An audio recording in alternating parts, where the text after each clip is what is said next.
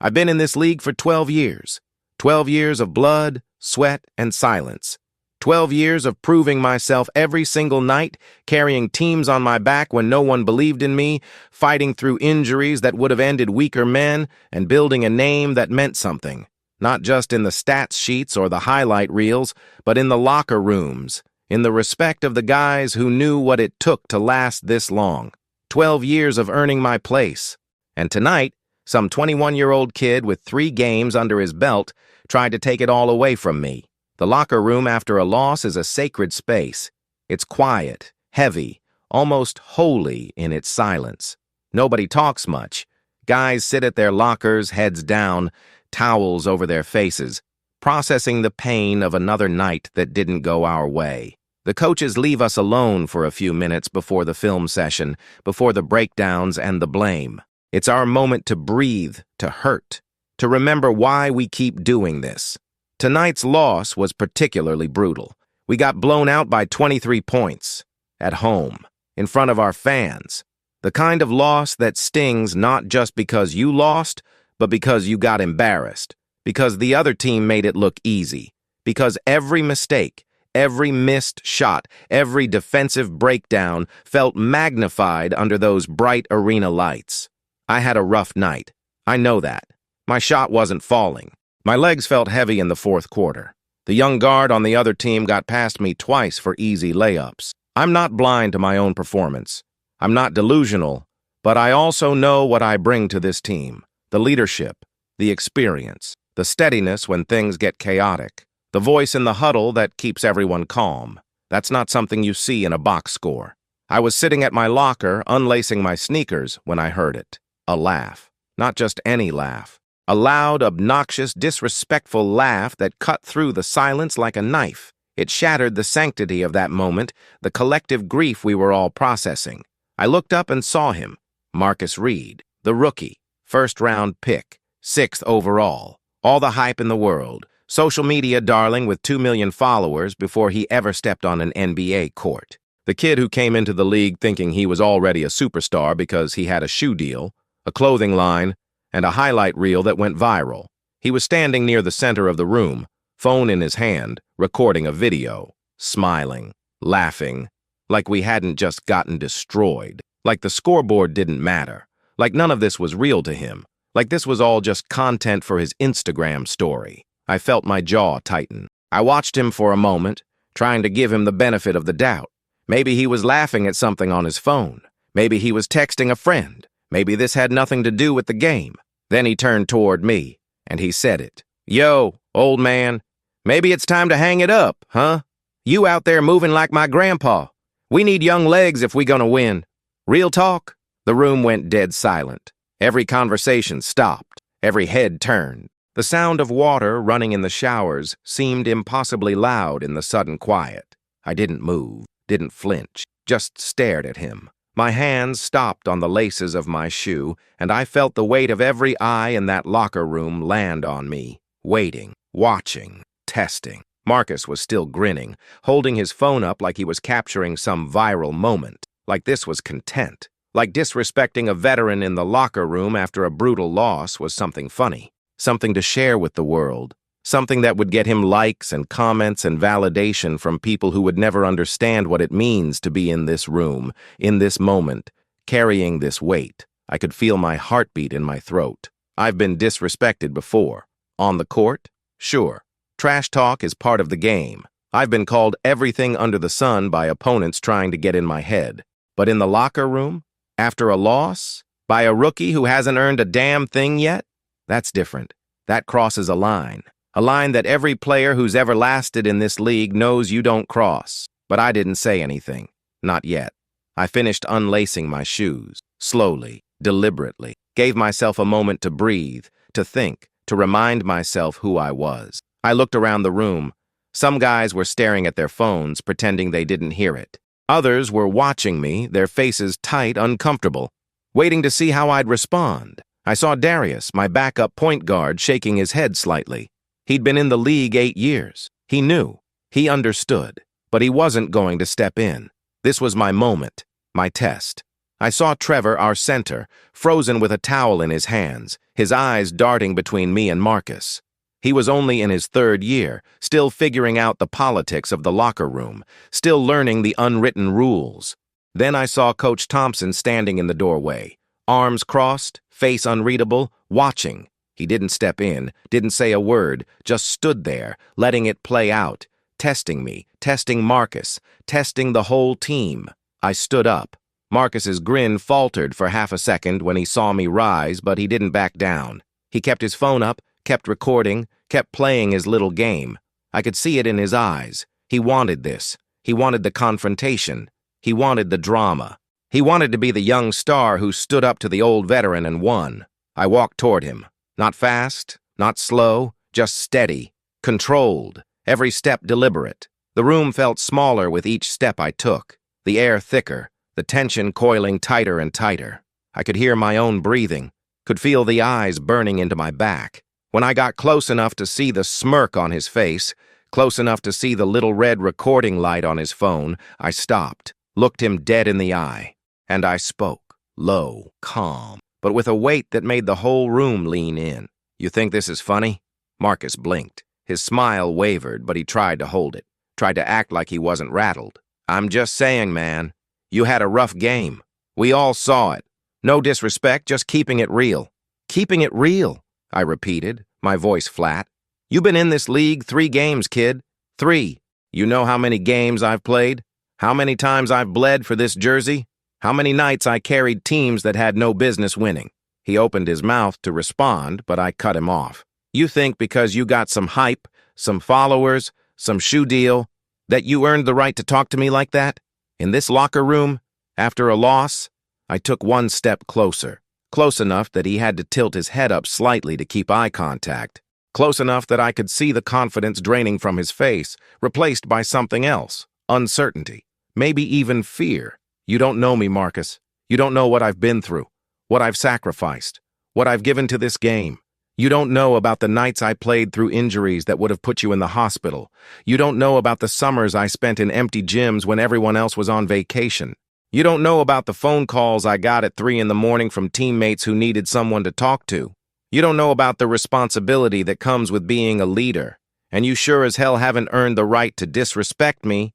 The room was a tomb. Nobody moved. Nobody breathed. Marcus lowered his phone, slowly. His jaw tightened, and I could see him trying to decide whether to push back or fold. Pride versus survival. Ego versus intelligence. He chose pride. "Man, whatever. You soft. Can't even take a joke. This is why the league moving past you. Can't handle the new generation." And that's when something inside me snapped. Not violently, not loudly, but deeply, quietly. The kind of snap that happens when you realize someone doesn't just disrespect you by accident. They disrespect you because they want to, because they think you're weak, because they think your time is over and they can take your place by stepping on your neck. I didn't raise my voice, didn't put my hands on him, didn't give him the reaction he wanted. Instead, I leaned in close and said something that made his face go pale. "You want my spot, kid? You think you're ready to be me? Then prove it. Not with your mouth. Not with your phone, on the court, because that's where it matters. And when you fail, when you can't carry the weight I carry every single night, when the pressure breaks you and the expectations crush you and you realize this game takes more than talent, don't come crying to me. Don't come asking for advice. Don't come looking for respect you never gave." I stepped back. Let the words hang in the air. Let him sit with them. "Next game," I said. My voice quiet but clear enough for everyone to hear. "You and me. Let's see who's washed up." Then I turned and walked back to my locker. Behind me, I heard Marcus mutter something under his breath. Heard a couple guys shuffle uncomfortably. Heard someone whisper something I couldn't make out. Then Coach Thompson's voice cut through the tension. "All right, enough. Film session in 10. Get your heads right." He walked into the room, his eyes finding mine for just a moment. There was something in his expression I couldn't read. Disappointment? Approval? Warning? But I wasn't thinking about Coach. I was thinking about the look in Marcus's eyes when I walked away. The look that told me this wasn't over. That he wasn't going to let this go. That I had just made an enemy out of a kid who had nothing to lose and everything to prove. And I knew, deep in my gut, that the next game was going to be a war. I sat down at my locker and stared at the floor. My hands were shaking, not from fear, from anger, from exhaustion, from the weight of knowing that even after 12 years, I still had to prove myself, still had to defend my name, still had to fight for respect in a league that forgets you the moment you slow down. I thought about my daughter, about the promise I made to her before the season started, that this would be my last year, that I'd go out on my terms, that I'd leave the game with my head high and my legacy intact. About the way she looked at me when I tucked her in before road trips, her small hand holding mine, her voice asking me when I'd be home. I thought about all the sacrifices, the birthdays I missed, the holidays spent in hotel rooms, the relationships that fell apart because I chose basketball over everything else, the friends who stopped calling because I was never available, the body that ached every morning, the knees that clicked when I walked upstairs, the shoulder that never quite healed right after that playoff series 5 years ago.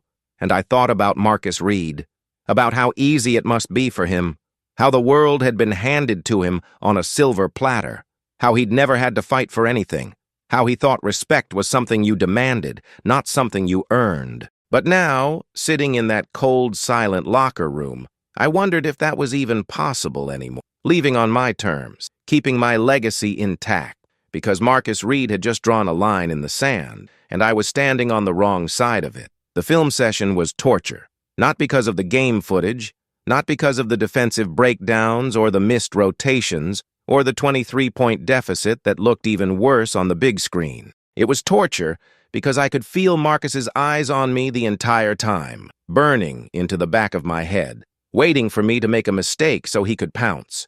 Coach Thompson ran through the tape methodically, his voice calm but firm as he pointed out every error, every missed assignment, every moment where we failed to execute. He didn't single anyone out. He never did after losses. But when he got to the possessions where I got beat on defense, where my man scored easy buckets, the room felt heavier. I sat in my chair, arms crossed, jaw tight, and took it. Because that's what veterans do. We own our mistakes.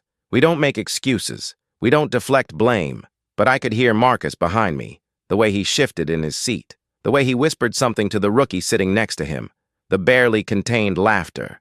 When the lights came back on, Coach dismissed us with a warning. Tomorrow's practice is going to be physical. We need to get tougher. We need to respond. This team has too much talent to be getting embarrassed like this. His eyes swept across the room, landing on me for just a moment longer than anyone else. Then he turned and walked out. The locker room emptied quickly. Guys grabbed their bags and headed for the parking garage, eager to escape the tension that still hung in the air. I took my time, packed my gym bag slowly, let the room clear out. But Marcus didn't leave. He was standing by the door, phone in hand, scrolling through something, waiting. I could feel it. He wanted another moment, another confrontation, another chance to prove something. I slung my bag over my shoulder and walked toward the exit, kept my eyes forward, didn't acknowledge him. But as I passed, he spoke. "You know it's all over social media, right?" I stopped, turned slowly, looked at him. He was grinning again. That same arrogant, self-satisfied grin that made my blood boil. "The video I posted," he continued, holding up his phone, "got 300,000 views already.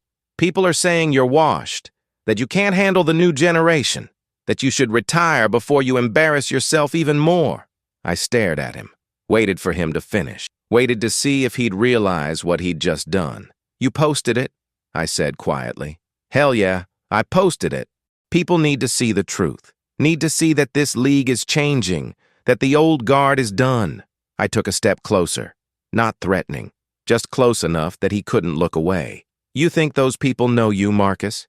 You think those 300,000 views mean anything in this locker room? In this league? You think respect comes from social media?" His grin faltered. "You just made a mistake, kid. A big one. Because now this isn't just between you and me. Now you involved the world. Now you made this public. And when I respond, when I show everyone who I really am, you're going to wish you kept your phone in your pocket." I didn't wait for him to respond. I walked out of the locker room, into the cold fluorescent hallway, and headed for the parking garage. but my hands were shaking again. Not from anger this time, from something else. Fear. Not fear of Marcus, not fear of his words or his video or his social media followers. Fear that he might be right. I drove home in silence. No music, no radio, just the hum of the engine and the echo of Marcus's voice in my head. The city lights blurred past my window as I navigated the empty streets, my mind replaying every moment of the game, every missed shot, every defensive breakdown. I thought about the reporter who'd cornered me after the game, microphone in my face, asking if I thought my age was becoming a factor. I thought about the way my agent had called me earlier in the week, his voice careful, suggesting maybe it was time to start thinking about life after basketball. I thought about the GM's expression during our last team meeting, the way his eyes lingered on me a little too long, like he was already calculating my replacement. And now Marcus's video was out there, for the world to see, for the world to judge. I pulled into my driveway just after midnight. The house was dark, except for the porch light my wife always left on for me.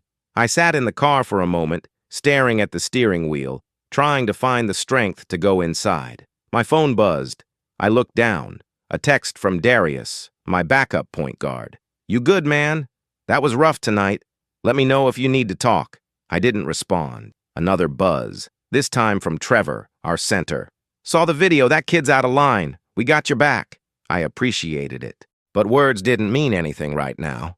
What I needed was to prove Marcus wrong. What I needed was to show everyone that I still had something left. I finally went inside. The house was quiet. My wife, Sarah, was asleep on the couch, the TV still on, playing some late-night show on mute. I walked over and turned it off, then gently covered her with a blanket. She stirred slightly, her eyes opening halfway. "You're home," she whispered. "Yeah, sorry it's late. How was the game?" I hesitated. "Rough." She sat up slowly, rubbing her eyes. Even exhausted, even half asleep, she could read me better than anyone. "What happened?" I sat down next to her, told her everything. The loss, the locker room, Marcus, the video, the challenge I'd issued, the war I'd just started. She listened without interrupting. When I finished, she was quiet for a long moment. Then she said something that cut deeper than Marcus ever could. "Are you doing this for you? Or are you doing this to prove something to a kid who doesn't matter?" I looked at her. "What do you mean?" "I mean, you've been talking about retirement for 2 years. You promised Maya this would be your last season.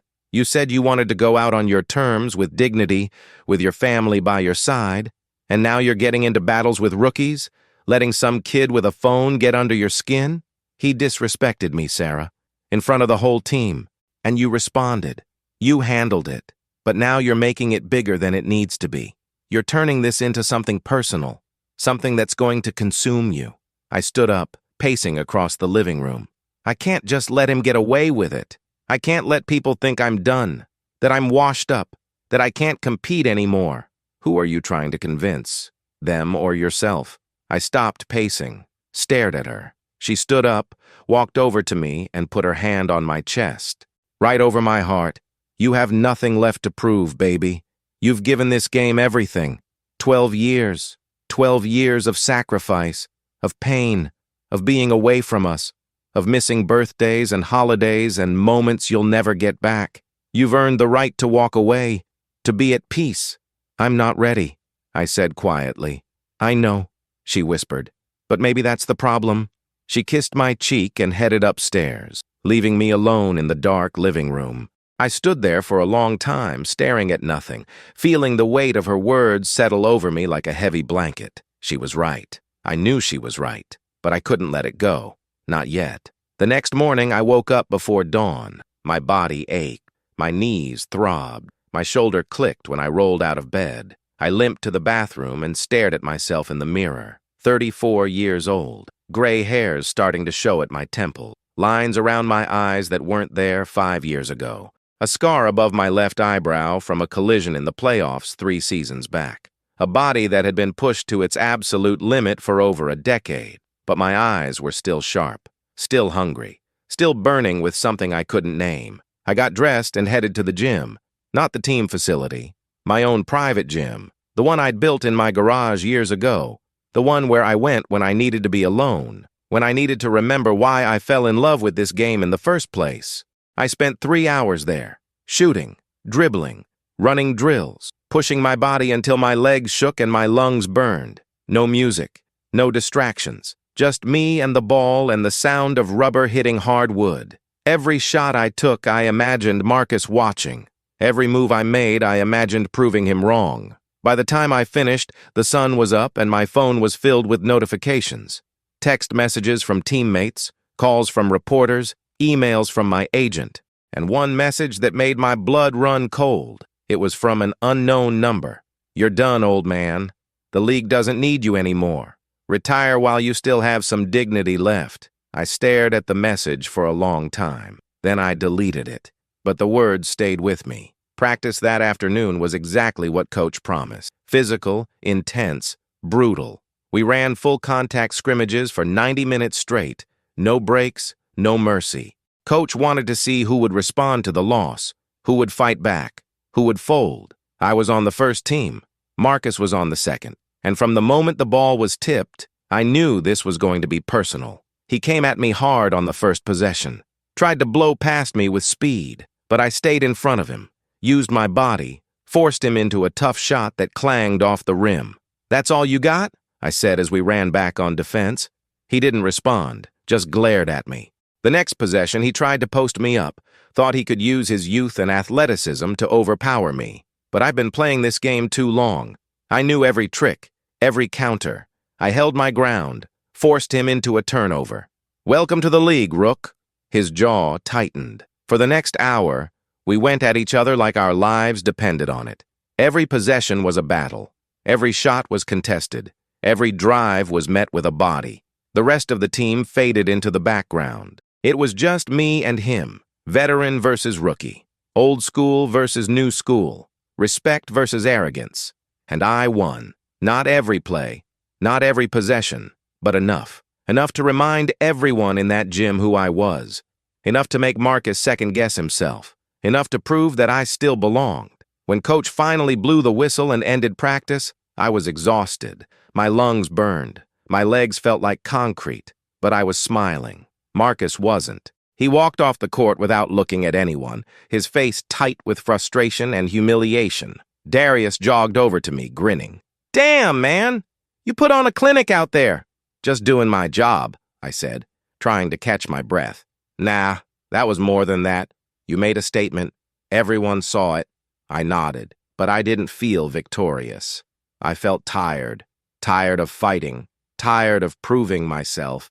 Tired of this endless cycle of respect earned and respect challenged.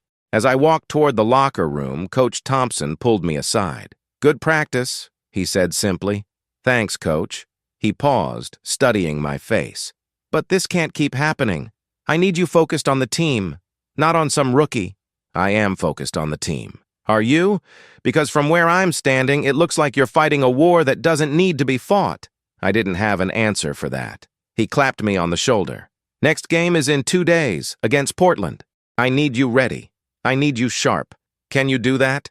"Yes, Coach." He nodded and walked away. But as I stood there in the empty hallway, I wondered if I was lying. Because the truth was, I wasn't fighting Marcus for the team. I was fighting him for me, for my pride, for my legacy, for the voice in my head that refused to admit I was running out of time. And I didn't know if that made me strong or foolish.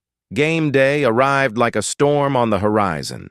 I woke up with that familiar knot in my stomach. The same knot I'd felt before every important game for the past 12 years. But this time it was different, heavier, more personal. This wasn't just another game. This was a statement, a declaration, a battle for respect that somehow had become bigger than basketball itself. I went through my pregame routine like always. Light breakfast, stretching, meditation. But my mind kept drifting back to Marcus, to the video, to the 300,000 views that had grown to over 1 million overnight, to the comments section I'd stupidly scrolled through at 2 in the morning when I couldn't sleep. "He's right. You're washed. Retire with some dignity left. The new generation is here. Step aside, old man." But there were other comments, too. "This rookie has no respect. Vets built this league. Can't wait to see him get humbled. Experience beats hype every time." The narrative had been set. Veteran versus rookie. Old guard versus new blood. And tonight, the whole world would be watching to see who was right. I arrived at the arena 4 hours before tip-off. The parking lot was nearly empty. Just a few staff vehicles and the media trucks already setting up for pre-game coverage.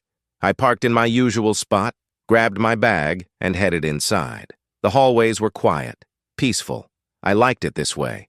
Before the crowds, before the noise, before the pressure, just me and the game. I made my way to the locker room and started my warm-up routine. Foam rolling, dynamic stretches, light shooting in the empty practice gym. The ball felt good in my hands. The rhythm was there. My body, despite the aches and pains, was responding. Maybe I still had something left after all. An hour later, my teammates started trickling in. Darius first, always early, always professional. Then Trevor, headphones on, already in his pre-game zone. Then the younger guys, laughing and joking, still treating game day like it was just another day at the office. Then Marcus walked in. He didn't look at me, didn't acknowledge anyone, just went straight to his locker, put his headphones on, and stared at his phone. But I could feel the tension. Everyone could. The locker room that was usually filled with music and conversation and laughter was subdued, careful. Like everyone was walking on eggshells, afraid that one wrong word would ignite something explosive. Coach Thompson came in 30 minutes before warm-ups, his face set in that familiar game day intensity. "All right, listen up," he said, his voice cutting through the quiet. "Tonight's about one thing, winning. I don't care about personal battles. I don't care about social media. I don't care about egos. We're playing a good Portland team that's going to come at us hard. We need to be locked in. We need to be together. We need to be a team." His eyes swept the room, landing on me, then on Marcus. If you can't put aside whatever personal issues you have and play for the name on the front of the jersey instead of the name on the back, then you don't need to be out there. Understood? A chorus of nods and murmured agreements. Good. Let's go to work. Warm-ups were a blur. The arena was filling up. The noise was building. I went through my shooting routine, feeling the ball leave my hands, watching it swish through the net. My legs felt good. My shoulder felt loose. I was ready. But as I walked back to the locker room for final preparations, a reporter stopped me in the tunnel. "Hey, can I get a quick word?" I almost said no, almost kept walking, but something made me stop. "Make it quick." She held up her recorder. "There's been a lot of talk this week about the incident with Marcus Reed, about the video he posted, about the age debate in the league. Do you have any response?" I looked at her for a long moment, thought about everything I wanted to say, everything I'd been holding in, but I kept it simple. "I'm going to let my game speak for itself. But do you feel disrespected? Do you think younger players don't understand what veterans bring to the game? I think respect is earned. On the court, not on social media. And tonight, I'm going to earn it." I walked away before she could ask another question. Back in the locker room, Coach went over the game plan one more time. Defensive assignments, offensive sets, matchups. Portland was fast. They liked to run. They had a young point guard who could really score. We needed to slow the pace, control the tempo, execute in the half court. "And one more thing," Coach said, looking directly at me. "I'm starting you at the 2 tonight. You'll be guarding their shooting guard, Miller. He's averaging 22 a game. He's quick, he's confident, and he's been hot lately. I need you to lock him down." I nodded. Message received. This was my test. The national anthem played, the lights dimmed, the crowd roared, and then it was time. I walked out of the tunnel onto the hardwood, the sound of 10,000 people filling the arena like a physical force. The energy was electric. This was what I lived for. This was why I couldn't walk away. This moment, this feeling, this pure, unfiltered competition. The starting lineups were announced. When they called my name, the crowd erupted. I raised my hand, acknowledged them, and took my place at center court. The ball was tipped, and the war began. Miller came at me immediately. First possession, he tried to shake me with a quick screen, curled around, and caught the ball on the wing. I stayed attached to him like a shadow, didn't give him any space. When he tried to shoot, I contested hard. The ball clanged off the rim. "Not tonight," I said as we ran back. He didn't respond, just set his jaw and got ready for the next play. For the next 6 minutes, we battled. Every possession was a chess match. He tried to use his speed. I used my positioning. He tried to shoot over me. I used my length. He tried to drive past me. I used my experience. And I was winning. Halfway through the first quarter, he'd taken 5 shots. Missed 4 of them. I'd held him to 2 points. But offense was a different story. My shot wasn't falling. I was getting good looks, but the ball wasn't going in. I missed 3 straight jumpers, forced a drive that ended in a turnover, and I could feel the frustration building. On the bench during a timeout, Marcus leaned over. "Maybe you should focus on defense, old man. Leave the scoring to the young guys." I turned to look at him. His face was neutral, but his eyes were mocking. Darius, sitting next to me, put a hand on my arm. "Don't. He's trying to get in your head." I took a deep breath. He was right. I couldn't let Marcus distract me. Not now. Coach drew up a play, an off-ball screen for me to get an open look from the corner. "We're going to keep feeding you," he said. "The shots will fall. Stay confident." I nodded and ran back onto the court. The play worked perfectly. Trevor set a brutal screen that freed me up in the corner. The ball swung to me. I caught it, set my feet, and let it fly. Swish. The crowd exploded. That shot changed everything. Suddenly, the rhythm was back. The confidence returned. Over the next 3 possessions, I scored 8 straight points. A 3-pointer, a mid-range jumper, a drive to the basket where I finished through contact and drew the foul. Portland called timeout. As I walked back to the bench, the crowd was on their feet, chanting my name. My teammates were hyped, slapping my hand, pounding my chest. Even Coach had a rare smile on his face. But when I sat down, I looked over at Marcus. He was staring at the floor. Good. The second quarter was more of the same. I kept scoring, kept defending, kept proving that I belonged. By halftime, I had 18 points on efficient shooting, 3 assists, and had held Miller to just 6 points on terrible shooting. In the locker room at halftime, the energy was electric. We were up by 12. The game plan was working, and I was leading the way. Coach addressed the team. "Great half, but we need to stay focused. Portland's going to make a run. They always do. We need to weather it and close this game out." He looked at me. "Keep doing what you're doing. You're playing at an elite level right now." I nodded, trying to stay humble, but inside I was soaring. The third quarter started rough. Portland came out aggressive, pressing full court, speeding up the game. Their coach had made adjustments, and they went on a quick 10-2 run to cut the lead to 4. Coach called timeout and made a substitution. Marcus checked in, for me. I walked to the bench, confused. I wasn't tired. I was playing well. Why was I coming out?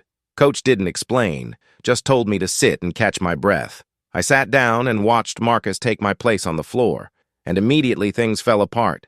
Marcus tried to do too much, forced shots, made selfish plays, lost his man on defense. Within 3 minutes, Portland had taken the lead. Coach called another timeout. His face was tight with frustration. "What are you doing out there?" he yelled at Marcus. "We had a game plan. Stick to it." Marcus looked defensive. "I'm just trying to make plays, Coach." "You're trying to be a hero, and it's costing us the game." Coach looked at me. "Get back in there and finish this." I checked back in with 5 minutes left in the third quarter. We were down by 3. The crowd was nervous. The momentum had completely shifted, but I wasn't worried. Because this was what I did. This was what 12 years of experience had taught me. How to stay calm in chaos. How to lead when things got hard. How to win. I took over the game. Not with flash, not with highlight plays, but with steady, reliable veteran basketball. I hit a mid-range jumper to cut the lead to 1. I drew a charge on defense to get us a stop. I set a perfect screen to free up Trevor for an easy dunk. I knocked down another 3 to give us the lead back. By the end of the third quarter, we were up by 6, and I had 30 points. The fourth quarter was a battle. Portland wouldn't go away. They kept fighting, kept clawing back. But every time they made a run, I had an answer. A clutch 3 with 2 minutes left to push the lead to 8. A steal and a layup with a minute left to ice the game. When the final buzzer sounded, we'd won by 11. I'd finished with 37 points, 5 assists, and 3 steals. The crowd gave me a standing ovation as I walked off the court. In the locker room afterward, the mood was celebratory. Music blasting, guys dancing. The weight of the losing streak finally lifted. But I sat at my locker, quiet, exhausted, feeling the full weight of what I'd just done. Darius came over, grinning. "Man, that was special. You showed the whole world tonight." I nodded, but I didn't feel triumphant. I felt tired. Tired of having to prove myself. Tired of fighting battles that shouldn't need to be fought. Coach came over. "Hell of a game. That's the leader I need from you." "Thanks, Coach." He paused. "But we need to talk about Marcus. He's struggling, and I need you to help him." I looked up at Coach, surprised. "Help him?" "Yeah. He's young. He's got talent, but he doesn't know how to channel it yet. And whether you like it or not, you're the veteran. You're the leader. It's your job to teach him." I wanted to argue. Wanted to say that Marcus didn't deserve my help after everything he'd said and done. But I knew Coach was right. "I'll talk to him," I said quietly. Coach nodded and walked away. I looked across the locker room at Marcus. He was sitting alone, headphones on, staring at nothing. And for the first time, I didn't see an enemy. I saw a kid who was scared, lost, desperate to prove himself in a league that eats young players alive. I saw myself 12 years ago. And I realized that maybe this wasn't about beating him. Maybe it was about teaching him.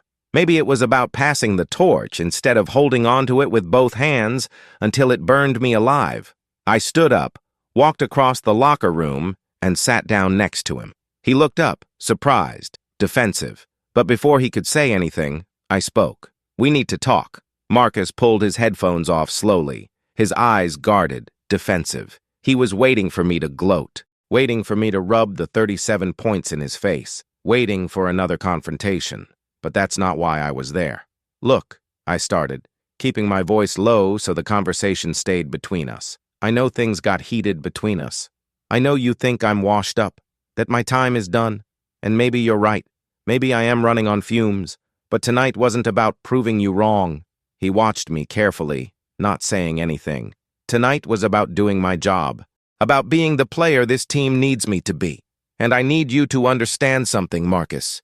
This league will chew you up and spit you out if you don't learn how it works. If you don't learn when to talk and when to listen, when to shine and when to sacrifice." "I don't need a lecture," he said, his voice tight. "I'm not giving you one. I'm giving you advice. Because whether you believe it or not, I see something in you. You've got talent, real talent. But talent isn't enough. Not in this league, not at this level." He looked away, his jaw working. I could see the pride warring with something else. Curiosity, maybe. Or doubt. "Why do you care?" he finally asked. "After everything I said. After the video. Why are you sitting here talking to me instead of celebrating with everyone else?" I took a deep breath. "Because I remember what it was like to be you. 21 years old. First-round pick. All the expectations in the world on your shoulders. Everyone telling you you're special. Everyone telling you you're going to be a star. And then you get to the league and realize it's harder than you ever imagined. That everyone is bigger, faster, stronger. That the game moves at a speed you've never experienced.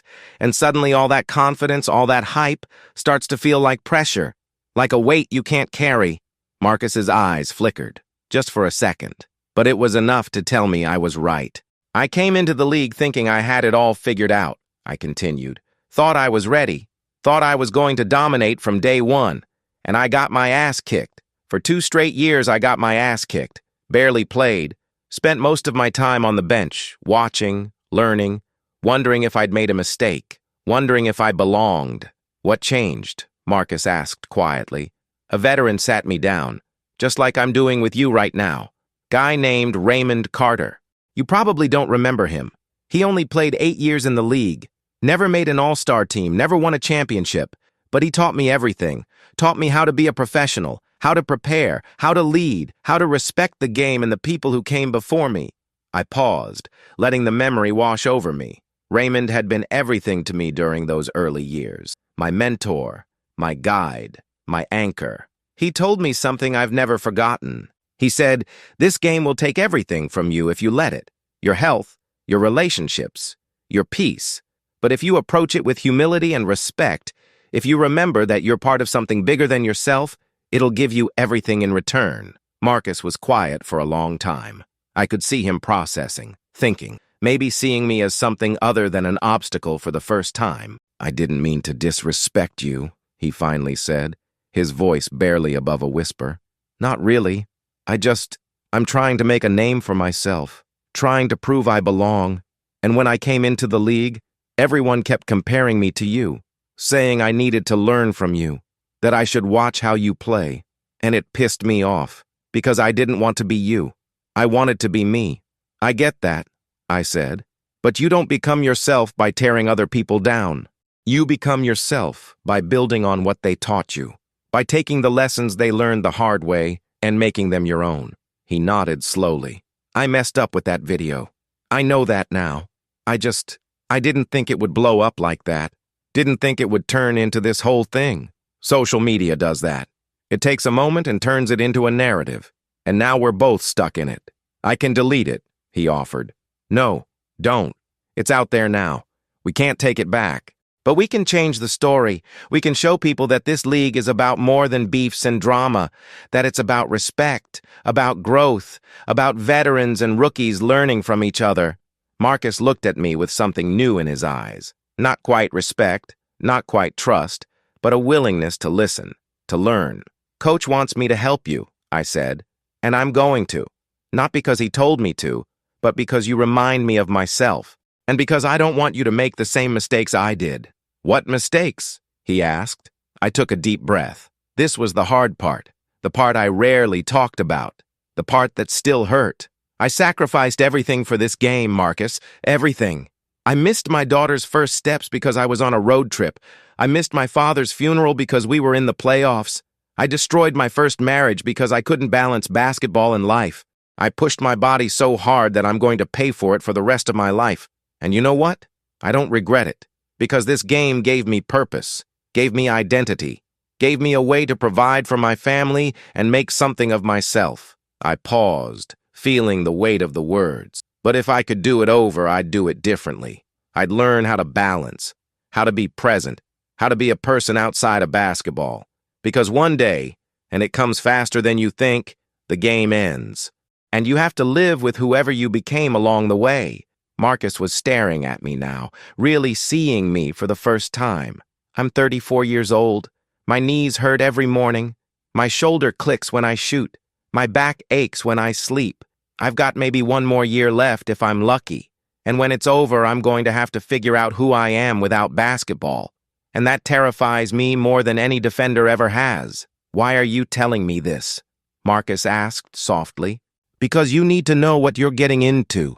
This game is beautiful, but it's brutal.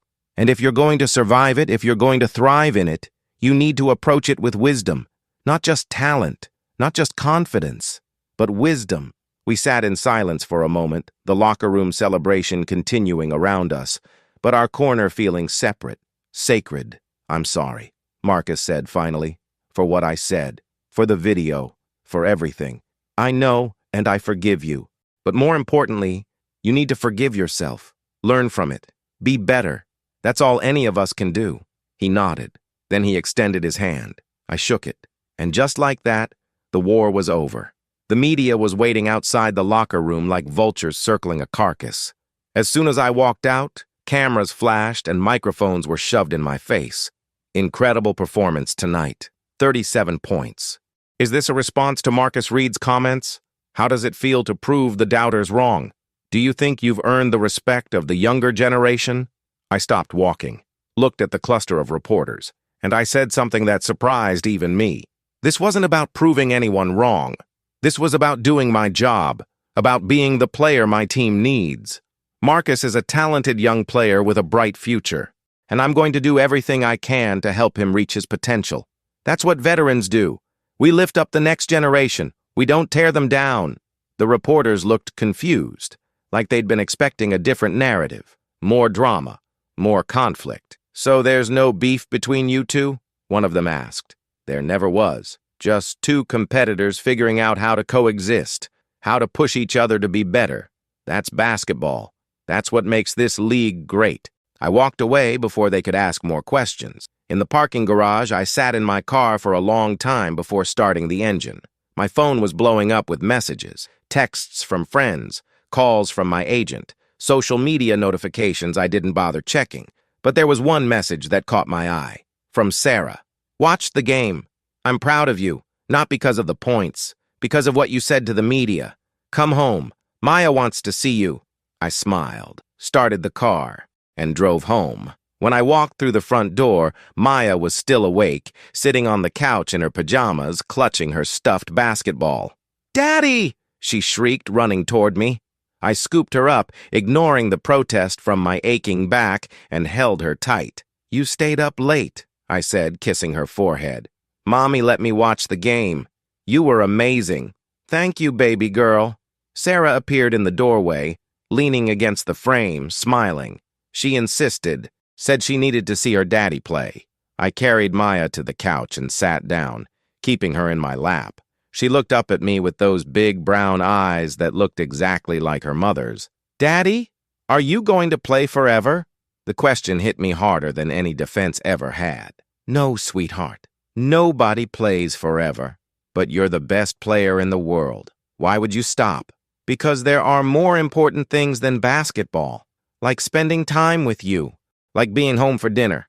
Like being at your dance recitals and your soccer games and all the moments I've been missing.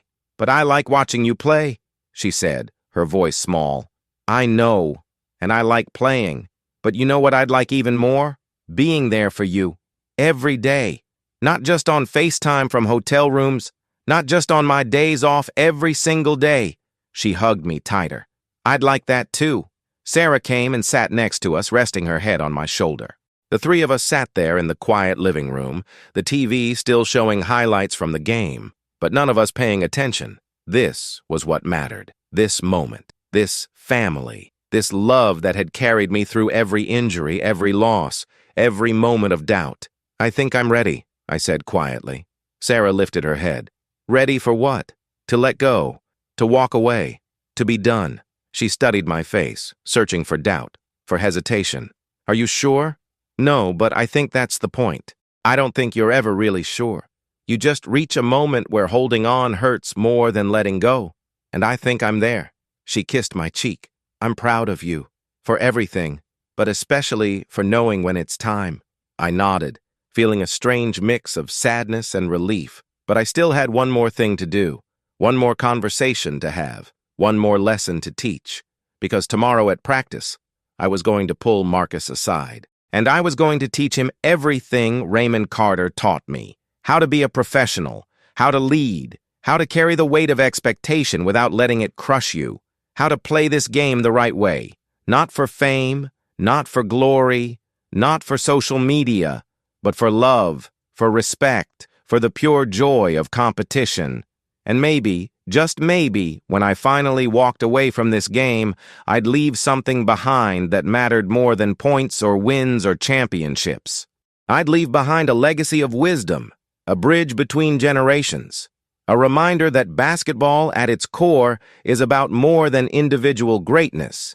It's about connection, about respect, about understanding that we're all part of something bigger than ourselves, and that the truest measure of a player isn't how many points they score.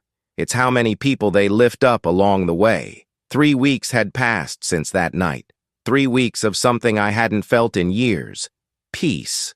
Not the kind of peace that comes from winning. Not the temporary satisfaction of a good game or a clutch shot, but a deeper peace. The kind that settles into your bones and tells you that you're exactly where you're supposed to be. Practice had become different, better. Marcus and I had developed a rhythm. Every day after the team session ended, we stayed late, just the two of us in the empty gym. And I taught him everything, not just basketball skills, not just plays and defensive rotations and shooting mechanics, but the things that really mattered. How to read defenses before they set, how to manage your energy over an 82-game season, how to handle media when they're trying to create controversy, how to stay humble when everyone's telling you you're great, how to stay confident when everyone's saying you're not good enough. And he listened, really listened. The arrogance was gone. The desperate need to prove himself had been replaced by a genuine hunger to learn, to grow, to become something more than just a talented kid with a highlight reel. The team had noticed the change, too. We were playing better. moving the ball more, defending with more intensity. There was a chemistry developing that hadn't been there at the start of the season. We'd won 8 of our last 10 games. Marcus's production had improved. He was making smarter decisions, taking better shots, playing within the system. And I was playing some of the best basketball of my career. Not because I was trying to prove anything anymore, but because I was free from the burden of ego, free from the pressure of legacy, free to just play the game I loved without the weight of what it all meant. But I knew it couldn't last forever. We were in the middle of a 5-game road trip. Milwaukee, Chicago, Cleveland, Detroit, Philadelphia. The grind of the season was wearing on everyone. Long flights, cold arenas, hotel rooms that all looked the same. The young guys still had the energy to go out after games, to explore new cities, to treat it like an adventure. I just wanted to go home. It was after the Cleveland game when Coach pulled me aside. We'd won by 15. I'd played 28 minutes, scored 18 points, dished out 7 assists. Solid, professional, exactly what the team needed. "Can we talk?" he asked, his voice serious. "Sure, Coach." We walked to his office at the arena, a small room with film equipment and a desk covered in game plans and scouting reports. He closed the door and gestured for me to sit.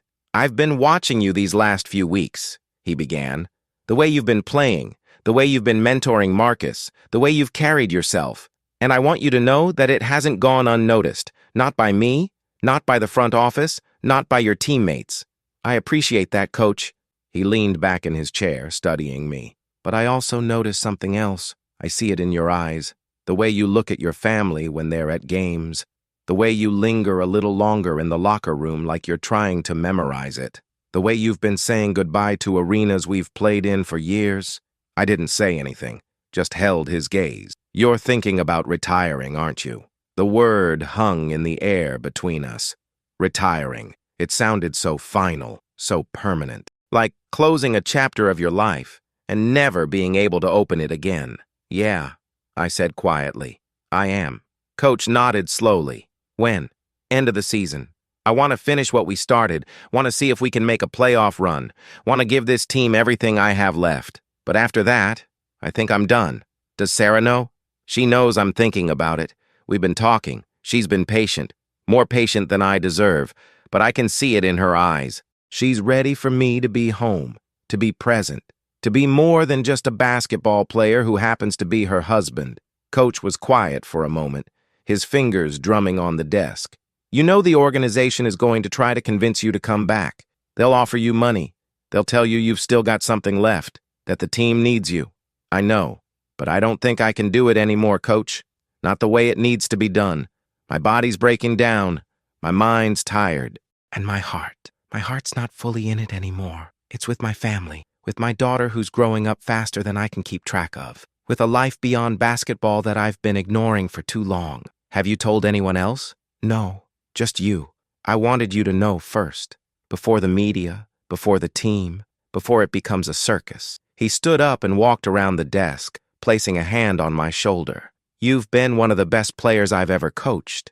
Not because of your stats or your accolades, but because of who you are. The way you lead, the way you make everyone around you better, the way you've handled everything this season with grace and maturity. Thank you, Coach. That means everything. But I have one request before you make it official." "What's that?" "Let Marcus know, before anyone else. He deserves to hear it from you. He needs to understand what he's inheriting. The responsibility that comes with being the guy. The weight of carrying a franchise." I nodded. "I will." That night I couldn't sleep. I lay in my hotel bed staring at the ceiling, thinking about everything. The 12 years, the battles, the victories and defeats, the friendships formed and lost, the sacrifices made, the dreams achieved. And I thought about the moment it would all be over. The final buzzer, the last shot, the walk off the court knowing I'd never walk back on as a player. It terrified me, but it also felt right. The next morning I called Marcus and asked him to meet me for breakfast. We found a quiet diner near the hotel, sat in a corner booth, and ordered coffee. "What's up?" he asked, sensing something in my tone. I took a deep breath. "I need to tell you something, and I need you to keep it between us for now." His expression shifted, concern replacing curiosity. "Okay, this is my last season. I'm retiring after the playoffs. The words felt heavier spoken out loud, more real, more final. Marcus stared at me, his eyes wide. What? Why? You're still playing at a high level. You could go another 2-3 years easy. Maybe, but I don't want to. I don't want to be the guy who hangs on too long, who becomes a shell of himself, who can't let go even when it's time. I want to leave while I can still walk away with my head high, while I still have something left for my family. But the team needs you. I need you. No, you don't. Not anymore. You're ready, Marcus. You've grown so much these last few weeks. You don't need me holding your hand. You need to step into the spotlight and be the player you're capable of being. I'm not ready to be the leader. That's your role. Leadership isn't about being ready. It's about rising to the moment when the moment demands it. And your moment is coming, sooner than you think. He looked down at his coffee, processing. I could see the emotions playing across his face. Sadness, fear, maybe even a little bit of excitement. What do I do? He asked quietly. You be yourself, but the best version of yourself. You take everything we've worked on and you build on it. You make mistakes, you learn, you grow. And when the pressure comes, when the expectations pile up, when the media starts comparing you to everyone who came before you, you remember what I told you. This game will take everything from you if you let it. But if you approach it with humility and respect, it'll give you everything in return. I don't know if I can fill your shoes. You're not supposed to fill my shoes. You're supposed to make your own path, your own legacy. I had my time. Now it's yours. We sat in silence for a while, both of us understanding that this was a passing of the torch, that something was ending and something else was beginning. Thank you, Marcus said finally, for everything, for being patient with me, for teaching me, for believing in me even when I didn't deserve it. You earned it by being willing to learn, by putting your ego aside, by showing me that you cared more about being great than being famous. When are you going to announce it? After the season. I want to finish strong, want to give this team everything I have left, want to go out the right way. He nodded.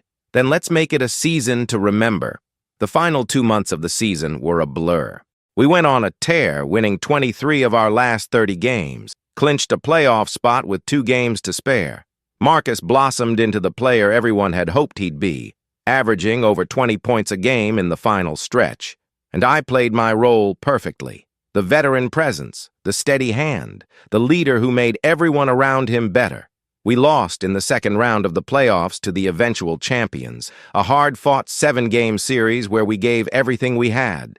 The final game was in their arena, and when the buzzer sounded and I knew it was over, I felt a strange mix of devastation and relief. I stood on that court, looking up at the scoreboard, knowing that my career had just ended. No more games, no more practices, no more locker rooms, no more late-night flights and hotel rooms and arena lights. It was done. Marcus found me in the handshake line, his eyes red from crying. We hugged, and he whispered in my ear, I'm going to make you proud.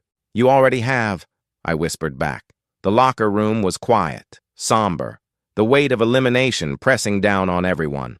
Coach gave a speech about how proud he was of the team, how far we'd come, how we'd exceeded expectations, but I barely heard it. I was too busy soaking in the moment, memorizing the faces of my teammates, the smell of the locker room, the sound of guys packing up their gear, all the little details I'd taken for granted for 12 years.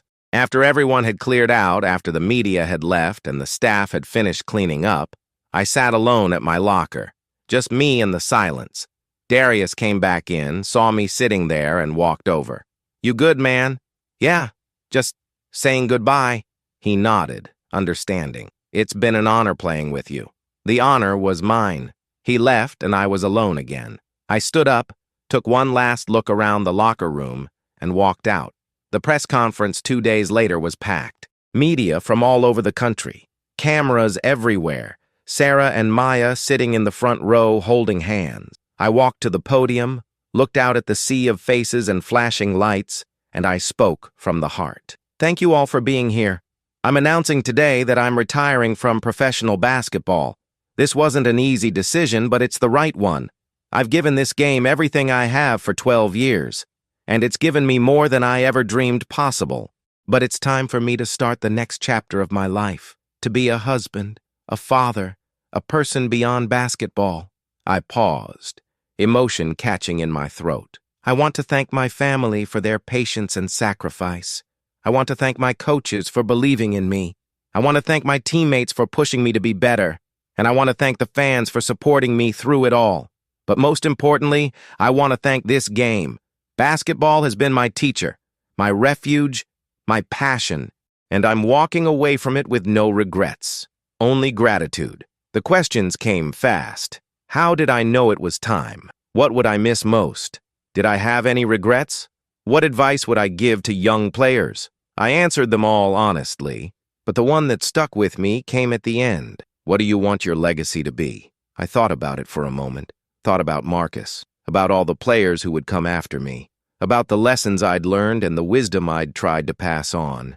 I want my legacy to be that I made people better, not just on the court, but as human beings, that I played the game with respect and integrity, that I understood basketball was about more than individual greatness. It was about connection, about lifting others up, about understanding that we're all part of something bigger than ourselves. I looked at Sarah and Maya in the front row, both of them smiling through tears. And I want my legacy to be that when it was time to let go, I had the courage to walk away, to choose love over legacy, family over fame, life over basketball. Because in the end, that's what really matters. The press conference ended. I walked off the stage and into Sarah's arm. Maya hugged my legs, and I picked her up, holding her tight. "Proud of you, Daddy," she whispered. "I'm proud of me too, baby girl." 6 months later, I was sitting in the stands at Maya's soccer game. Just another dad in a lawn chair, cheering too loud, filming on my phone. The arena lights and the roar of 10,000 fans felt like a lifetime ago, and I'd never been happier. My phone buzzed. A text from Marcus. "Just dropped 35 and 8. Wish you could have seen it. Thank you for everything. I'm carrying the torch." I smiled and texted back. "Proud of you. Keep going. The league is yours now." I put my phone away and watched Maya score a goal. Watched her teammates mob her in celebration. Watched her look up into the stands to find me, her face beaming with pure joy. And I realized something. This was the real victory. Not the points, not the wins, not the accolades, but this moment, this presence, this love. I'd spent 12 years chasing greatness on the basketball court, but I'd found it right here, in the simple, beautiful moments of an ordinary life. And that was a legacy worth more than any championship ring. The game had taken everything from me and given me everything in return. Not basketball, but the wisdom to know when to walk away, the courage to choose what really mattered, and the peace that comes from knowing you gave everything you had, held nothing back, and left it all better than you found it. That rookie in the locker room all those weeks ago had tried to humiliate me, but in the end, he'd given me the greatest gift of all. He'd shown me it was time to let go, to pass the torch, to step aside and make room for the next generation, not because I was washed up, but because I was finally wise enough to know the difference between holding on and holding back. And sometimes, the truest measure of strength isn't how long you can fight. It's knowing when to lay down your sword and walk away in peace. I'd earned my rest, and I was finally ready to take it.